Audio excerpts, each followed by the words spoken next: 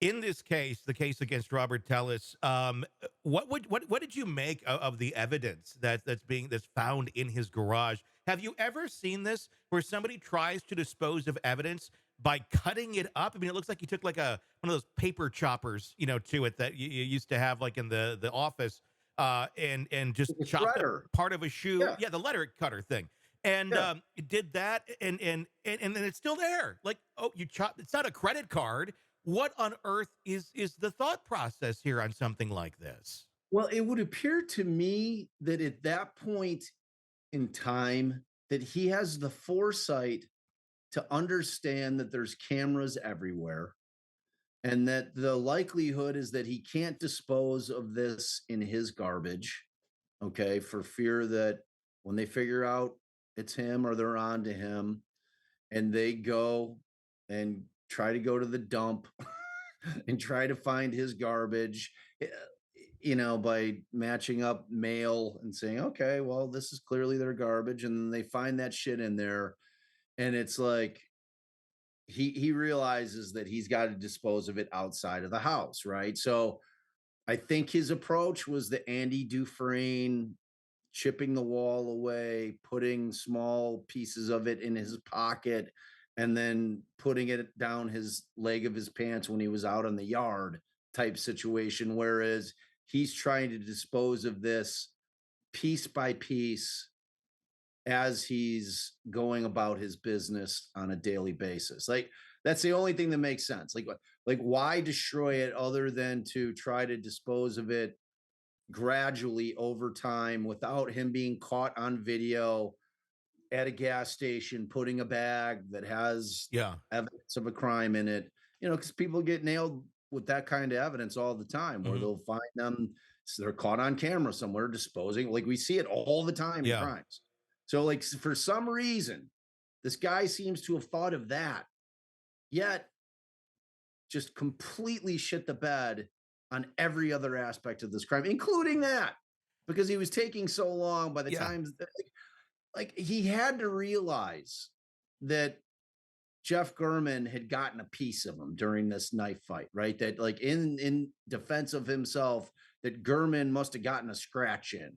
Like, and I would not put it past Jeff Gurman, who was a ballsy dude. Like, I have a lot of respect Mhm. for what he did as an investigative reporter. I mean, he went nose to nose with like straight up mobsters, Mhm. Chicago mobsters. I actually went to school with two of the Spilatro kids. I don't know if they were Tony's, but he was going nose to nose with Tony Spilatro out in Vegas Mhm. back when the mafia was running the casino game out there. And this guy was fearless, man. So I would not put it past him that he, while in the midst of this guy killing him, was going to solve the crime by just digging his nails into this guy somewhere Mhm. in order to leave the evidence that law enforcement would need to track to Yeah. him, Yeah. which is what happened, man. I mean, like within 5 days, as soon as they rushed it through the lab, and I don't know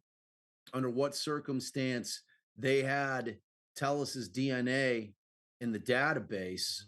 but they got the match. Like Yeah. I don't know if that's something that like is maybe that's a law now. If you're a public official, you have to submit your DNA and Yeah. it's going to be in the database. Like I don't know, but they were able to make the connection. As far as I know, they didn't have to use IgG.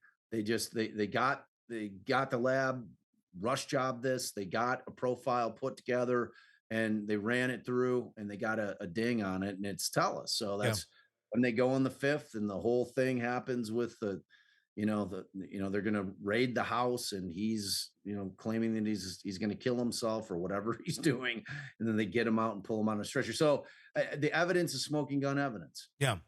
I mean, you it know it it really is. It seemed he got really paranoid at the end almost, where wasn't thinking ahead on anything else, but suddenly, oh shit, I gotta chop this stuff up. I mean, again, there's a thousand ways you can dispose of this shit without really getting caught. But he chose again a very bizarre way of doing it all. With the smoking gun evidence, with the DNA underneath the fingernails, when that exists, I mean, is there any other way out of it? I mean, that just seems to be, you're pretty much fucked. There's not a lot of Your goose is cooked, circumstances. man. Like Yeah. that, right? There's no, there's no transfer DNA argument to be made there. No. If it's skin cells under, I mean, like short of, finding biological material internally, as if Yeah. in a sexual assault type Mhm. case where they do a vaginal swab and they find Yeah. somebody's semen in there. Like short of that, I don't know that there's better DNA evidence than finding somebody's skin cells under somebody's fingernails that is Yeah. deceased. That's pretty powerful. Pretty powerful. There's not many workarounds Yeah. from that, like because with trace DNA and transferred DNA, I mean, you can make the argument. You could, like, we pick up other people's DNA all over the place. If it's Mhm. just happens to be on your hand, or they find Sure. a hair or something. I mean, like things like that can transfer. Like there could be explanations for that. For this, I No. don't know.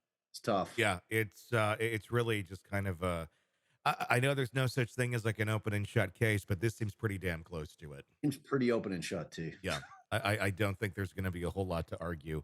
It will be Wow. fascinating to watch them though. That's I mean, look, dude, like the best part of that trial is going to be watching this guy trying to explain this whack theory, mhm. this whack frame up that he's got going on, which is essentially that he's claiming that there was an investigation going on into that office of bribery. They didn't really flesh out who's getting bribed and why law enforcement would give a shit to the extent that they're going to frame him up by somehow like going out buying that same straw hat sombrero looking thing, buying the same cheap Marshalls Nikes, cutting them all up, bring him in the house, somehow getting his DNA and getting it under Gurman's fingernail. It's like the concept of it is just insane, but I can't wait to hear him try to tell the story It'll of be how it great. happened. It'll be great. That's must see TV right there.